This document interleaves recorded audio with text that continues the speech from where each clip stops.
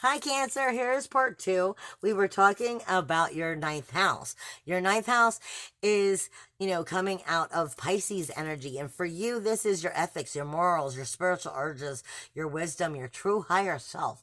But it's coming from a level of Pisces energy, which brings it into deeper levels of subconsciousness. It's deeper magical truths than maybe you want to fully believe in. Or maybe you believe in it so much that it kind of has had you in an delusional area even. Because Neptune is where magic smacks you in the face with harsh reality.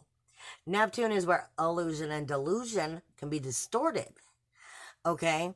And we have Neptune here with Lilith right now, trying to magnify the inner sacral chakra, the inner fire, helping us to understand we don't burn for other people. We burn for ourselves. Our soul fire burns for us to have a chance to become that part of our soul fire.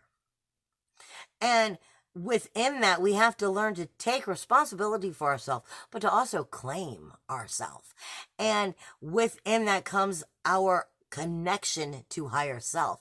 And as Neptune is coming into going direct, it's going to be going, what haven't you been listening to that I've been trying to teach you since I've been in retrograde?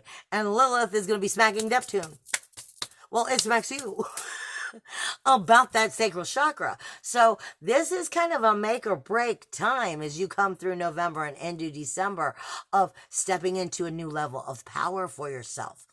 But not just power for yourself, power towards your higher self, power towards, the connection of the oneness by connecting yourself to it and accepting that. And then that's going to help raise your vibrational frequency to believe in that inner emotional security. And that, I feel like, is the message that you're trying to learn. Okay?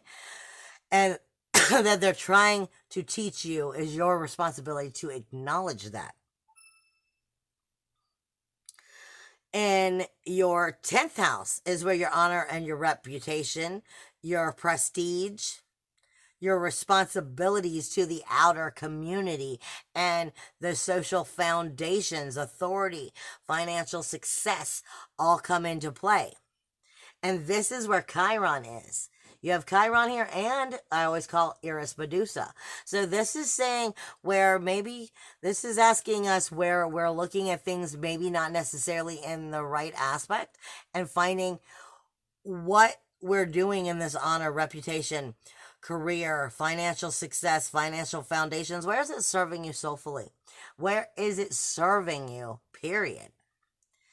Because with Chiron here, this is saying that there's been some wounds that haven't quite healed, that haven't acknowledged themselves.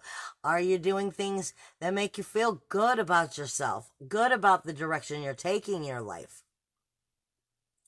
as you're trying to move forward? Because we also have Eris here, which is trouble, toil, and strife.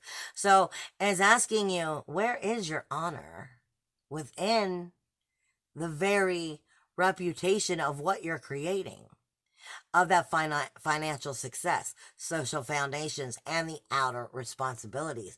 How are you going to heal that as you move forward so that you have honor within yourself and you feel good about yourself? That also changes the relationships themselves by how you strengthen that honor, that self-honor. That's nobility. Nobility is not something that was given to you or you weren't born to privilege of it. I don't care what nobody says. Nobility has to do with making the right decisions and the hard decisions. That is right, period. And starting out with being honorable to yourself is where I'm getting this. Now,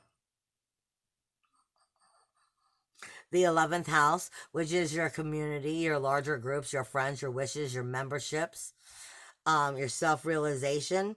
This happens to be where you're having the full moon take place on the 12th. This is your independence, your individuality, uniqueness, freedom, self-worth, self-value, self-esteem, your soul fire in that outer community, those outer groups, those outer dreams. your self-realization of your part within them. And it is not getting along with your sacral chakra. It's not getting along with your Mars energy as it moves from your 4th to your 5th house.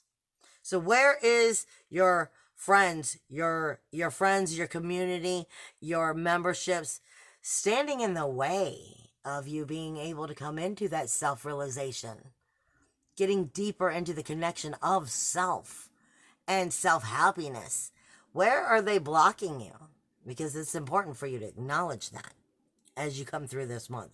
And then your universal 12th house is Gemini. And for you, that's actually a good thing because you don't have anything here right now, you know, making or breaking, pushing it in either way. It's just saying your subconscious is there and that you have a universal 12th house where you have your secrets, your sorrow, your shame, your blame. But I feel like that universal 12th house, even though it doesn't have anything in it, because for you it's Gemini, I feel like it's still kind of having its way of creeping up through that new moon cycle that's about to repeat because it's coming through Scorpio in its own way. I love you guys. Bye.